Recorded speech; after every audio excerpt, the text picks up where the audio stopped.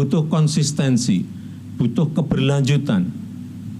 Karena dari yang saya pelajari, dari kepemimpinan kita, itu selalu sudah sampai SMP, ganti pemimpin, balik lagi ke TK lagi, balik lagi ke SD lagi. Selalu dimulai, sehingga selalu dimulai dari nol. Ya kalau mau pemilu, anget-anget dikit, agak-agak panas kan nggak apa-apa. Yang paling penting, Bapak Ibu jangan beli kipas itu. Ngipasin. Atau ibu-ibu beli kompor, manas-manasin. Udah lah, kita ini, saya lihat sudah semakin dewasa dalam berdemokrasi. Perbedaan itu biasa. Beda pilihan biasa gitu loh. Yang milih semuanya kan rakyat. Kedaulatan itu ada di tangan rakyat. Bapak seganteng apapun kalau rakyat nggak seneng, gimana? Bapak senengnya yang diso-diso kayak saya gini. Gimana? Ini pilihan rakyat. Dan persaingan dalam kompetisi, dalam pemilu. Biasa-biasa. Baik, tadi kita sudah dengarkan pernyataan dari Presiden Joko Widodo dan sebelumnya juga tadi ada pernyataan dari Puan Maharani. Saya ingin ke Mas Burhan. Kalau Puan tadi sempat mengatakan waspada dengan isu Orba Reborn, terus kemudian kalau kita dengarkan pernyataan Presiden Joko Widodo yang mengatakan jangan ngipas-ngipasi, kemudian juga tadi dikatakan biar nanti rakyat yang memilih, seganteng apapun kalau nggak senang gimana, jangan-jangan rakyat senangnya yang deso kayak saya, katanya begitu kan Mas Burhan. Nah ini kalau Mas Burhan menilai ucapan ini sebenarnya menyasar untuk siapa dan kemudian akankah berdampak signifikan pada pasangan tertentu begitu? Ya kalau kita baca ya, read between the line, sepertinya memang ada pertarungan narasi antara keluarga istana, keluarga Presiden Jokowi dengan PD Perjuangan. Dan itu terutama sejak MK mengabulkan gugatan uji materi nomor 90. Jadi terlihat sekali bahwa PD Perjuangan, Mas Ganjar dan Mahfud MD sekarang justru angin-anginnya lebih dekat ke oposisi ketimbang ke partai pemerintah. Nah ini menarik buat saya ya, karena kalau misalnya kita lihat terjadi semacam pergeseran antara tiga kubu, maka yang akan mendapatkan keuntungan itu adalah Amin. Jadi datanya begitu. Jadi kita menemukan pola di mana ketika Mas Gibran menjadi capres, itu sedikit mengambil basis Mas Ganjar. Dan kalau tidak hati-hati itu bisa menjadi bencana ya. Kalau misalnya basis Mas Ganjar di Jawa Tengah dan sebagian Jawa Timur diambil oleh Prabowo Gibran, tetapi basis lama Pak Prabowo pindah ke Anies Baswedan. Karena profil dan sikap politik basis Pak Prabowo yang lama itu cenderung kritis untuk tidak menyebut anti Presiden Jokowi, dan ketika Gibran menjadi pendamping Pak Prabowo ada ongkos elektoral yang harus dibayar. Jadi dalam simulasi survei yang kami rilis pasca MK itu kita temukan Zakia dalam simulasi perseorangan capres 3 nama elektabilitas Pak Prabowo lebih tinggi ketimbang ketika simulasi pasangan. Jadi ada beberapa basis Pak Prabowo di Jawa Barat, di Banten, di Sumatera, termasuk konstituen Gerindra, kemudian PAN, Demokrat yang pindah ke Anies Baswedan. Suara Anies naik 2% dalam simulasi pasangan. Nah, untungnya ya migrasi ini diikuti oleh pendatang baru dari Mas Ganjar. Jadi ini menarik memang karena kita pengen melihat pola, ini kan surveinya sampai tanggal 20 Oktober ya, kita tidak tahu setelah penetapan pasangan oleh KPU apakah ada perubahan atau tidak, tetapi saya setuju pertarungan menjadi lebih kompetitif, tidak hanya antara Prabowo dengan Ganjar, tetapi Anies pun bisa menciptakan kejutan, dan kita akan melihat siapa yang bisa masuk di putaran kedua. Saya kira itu salah satu langkah awal untuk memenangkan Pilpres 2024. Oke, jadi memang harus hati-hati juga begitu ya kepada pasangan calon Ganjar Mahfud karena ternyata efeknya dari apa yang dikatakan Puan ataupun juga khususnya Presiden Joko Widodo malah mendatangkan keuntungan untuk pasangan Amin begitu ya. Nah Mas Romi bahkan dalam survei yang sama itu kalau tidak salah ditanyakan seperti ini. Seandainya memang Presiden cawe-cawe, seandainya cawe-cawe siapa yang akan dipilih oleh Presiden begitu. Nah ini banyak kemudian persepsi masyarakat yang mengatakan Prabowo dan Gibran. Prabowo 38,4% dan Gibran 33,1%. Betul begitu ya Mas Burhan ya. Ini ya salah satu survei dari indikator begitu ya. Ini bagaimana Mas Romi? Ini kan biar dikatakan masih kader PDIP juga tetapi kok tidak mendatangkan keuntungan untuk PDIP sendiri? Maksudnya yang masih kader PDIP itu siapa? Presiden Jokowi?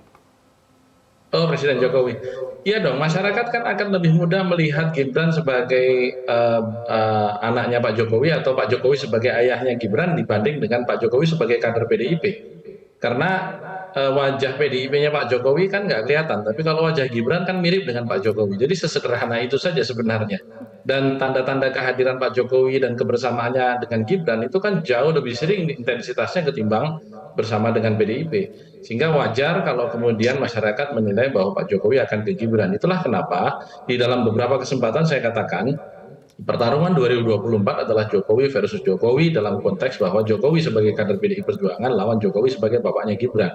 Tetapi nalar dan akal sehat kita pasti akan mengatakan bahwa Pak Jokowi akan pasti mendukung Prabowo Gibran karena di situ ada anaknya, dan itulah kenapa kemudian politik dinasti menjadi persoalan. Itulah kenapa kemudian para pendekar-pendekar demokrasi turun gunung untuk berurun tangan. Itulah kenapa kemudian budayawan-budayawan meneriakkan keresahan. Jadi ini hal yang saya kira ke depan itu yang kita coba untuk mengawani rakyat, untuk mencoba menyatu bersama hati rakyat, untuk merasakan apa yang mereka sampaikan. Saya seminggu yang lalu turun ke Kali Klawing di Purbalingga dan menanyakan langsung kepada mereka. Bahasa mereka satu, mosok negara dihuntal Pak, masa negara mau dimakan sendiri. Jadi kalimat-kalimat orang kecil seperti inilah yang kemudian kita rasakan dan kemudian kita teruskan sebagai sebuah kesadaran kolektif di tingkat nasional. Bahwa memang ada persoalan dengan demokrasi kita di dalam pilpres ini. Dan itulah kenapa saya menyerukan, marilah kita membasiskan pilihan presiden besok itu pada hati nurani, sehingga rakyat bisa memilih dengan jernih bahwa memang ada pasangan yang memang mengandung persoalan untuk perjalanan demokrasi bangsa ini. Mas Viva mungkin bisa Ini menanggapi begitu, ini kan sangat kental sekali isu politik dinasti, belum lagi kemudian dikatakan nepotisme seperti itu. Mas Viva mungkin ingin menanggapi juga? Sistem demokrasi itu tidak ada politik dinasti. Politik dinasti itu didasarkan kepada sistem reproduksi kekuasaan, berdasarkan kepada darah dan warisan, keturunan. Tetapi dalam sistem demokrasi, itu bukan penunjukan, election. Rakyat yang menentukan. Seorang anak raja ketika masuk dalam sistem demokrasi berdasarkan kepada pemilihan, itu belum tentu juga jadi. Kedaulatan itu ada di tangan rakyat yang menentukan. Jadi siapapun, itu boleh untuk memilih dan dipilih, mencalonkan dan dicalonkan. Narasi-narasi yang negatif tentang politik dinasti dalam sistem demokrasi itu kan kontradiksi interimis secara yuridis. Tapi itu selalu digaungkan bahwa ini adalah bagian dari sistem demokrasi yang tidak ada politik dinastinya. Semuanya memakai sistem pemilihan, yang pertama ya. Yang kedua, narasi-narasi yang negatif juga dimunculkan kembali, mulai dari pelanggaran HAM, kemudian Orde Baru kembali, rebound, gitu, dan beberapa narasi-narasi negatif yang untuk menegasikan elektabilitas Pak Prabowo dan Mas Gibran. Ini namanya pertarungan digital yang ada di media sosial, di udara, dan ini menjadi bagian yang penting juga untuk mempengaruhi persepsi dan opini publik terhadap bagaimana masing-masing kandidat itu membuat narasi yang berupa bisa kampanye negatif, bisa kampanye hitam, dan itu pengaruhnya adalah bagaimana mempengaruhi massa untuk menegasikan terhadap eksistensi dan figur tertentu. Oleh karena itu, yang kita harapkan bahwa masyarakat harus lebih cerdas, lebih paham, punya kesadaran politik yang tinggi dan menjadi bagian dari kebutuhan terhadap sistem demokrasi itu menghadirkan sistem civil society yang juga menjadi kontrol terhadap proses-proses demokrasi yang sedang berjalan saat ini agar pemilu ini fair, jurdil, aman, nyaman, berkualitas dan berintegritas. Baik, saya ingin tahu kalau dari Mas Jazilul sendiri bagaimana dengan isu-isu yang ada saat ini, mulai dari isu dikatakan dinasti politik, kemudian juga dikatakan nepotisme. Nah ini bagi Amin sendiri seperti apa isu-isu yang saat ini ada dan tampaknya juga semakin berkembang dan memanas begitu ya? Saya pikir itu bukan isu, memang fakta hari ini. Memang Orde Baru rebound seperti disampaikan oleh Mbak Puan. Jadi setuju Karena begitu apa, ya? Mbak Prabowo itu adalah salah satu yang menikmati ketika itu. Orde Baru itu bahasa umumnya, bahasa sederhananya itu KKN kembali lagi, kira-kira begitu, dan simbolnya ada di Pak Prabowo, karena waktu itu Pak Prabowo lah yang satu-satunya sampai hari ini bagian dari Orde Baru. Nah, oleh sebab itu jangan diulangi lagi, kata Pak Jokowi, jangan ke SD lagi. Pasangan Pak Prabowo yang ada ini menunjukkan kembali ke orde yang lama, orde SD. Padahal harusnya sudah kuliah S2, S3. Loh ini tiba-tiba kembali lagi ke taman kanak-kanak. Dan kenapa Mbak Puan sampaikan itu? Karena Orde Baru, KKN itu yang menjadi korban nyatanya adalah Partai PDI Perjuangan. Dan sampai menumpahkan darah di kantornya. Saya yakin itu trauma itu masih pendek kok.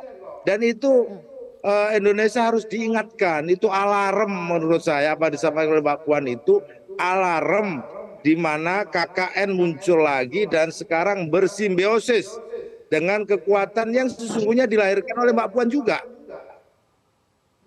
Pak Jokowi ini. Nah oleh sebab itu jangan mengulangi politik Indonesia kembali ke era taman kanak-kanak.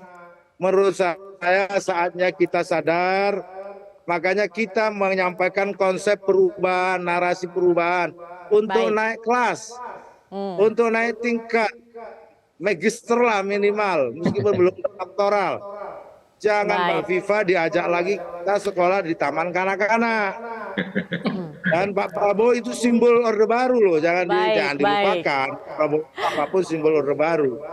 Oke, baik. Pak Jazilul, sayangnya memang waktu kita terbatas. Mungkin kita bisa kembali melanjutkan perbincangan ini di lain kesempatan. Saya mengucapkan terima kasih ke Pak Jazilul Fawait, Pak Viva Yoga Mauladi, Mas Roma Hurmuzi, dan juga Mas Burhanuddin Muhtadi sudah bergabung bersama kami di Prime Time News. Selamat malam.